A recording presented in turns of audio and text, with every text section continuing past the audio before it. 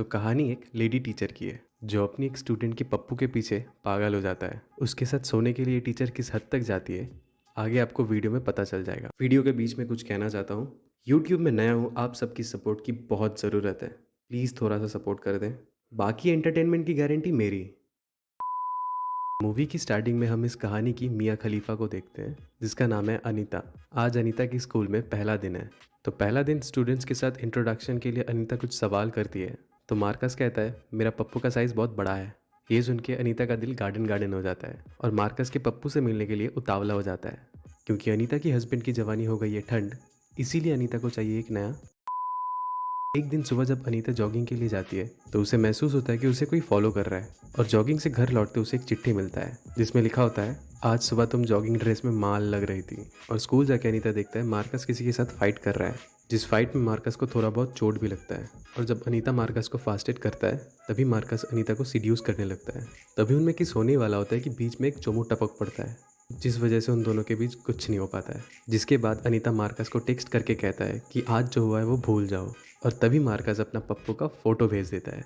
ये देख के अनीता एक दिन मार्कस का पेरेंट्स स्कूल में आने से पता चलता है अनीता तो मार्कस की मॉम की स्कूल फ्रेंड है। पीटीएम मीटिंग के वक्त मार्कस अनीता के पैर में पैर डाल के सीड्यूस करने का कोशिश करता है ताकि ये मीटिंग जल्दी खत्म हो जाए। स्कूल छुट्टी के बाद जब अनीता घर जा रही थी मार्कस तभी अचानक अनीता के गाड़ी के अंदर आके बैठ जाता है और यहाँ ये दोनों फर्स्ट टाइम इंटीमेट होता है। बस यहाँ से इनका रिलेशन शुरू।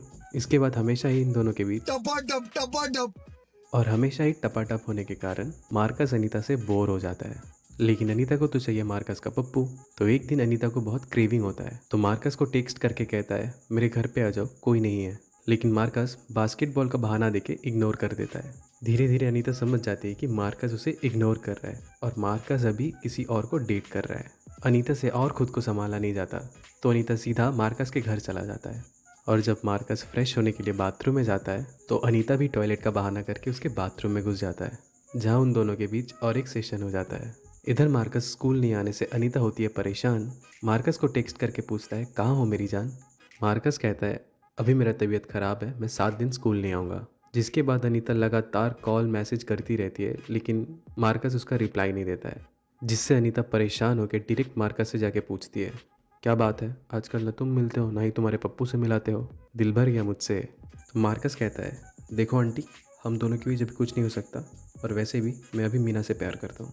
ये सुन के अनीता का दिल बैठ जाता है और मार्कस के फ़ोन से मीना की कुछ न्यूड फोटोज़ सोशल मीडिया पे अपलोड कर देता है जिससे मीना बहुत रोती है।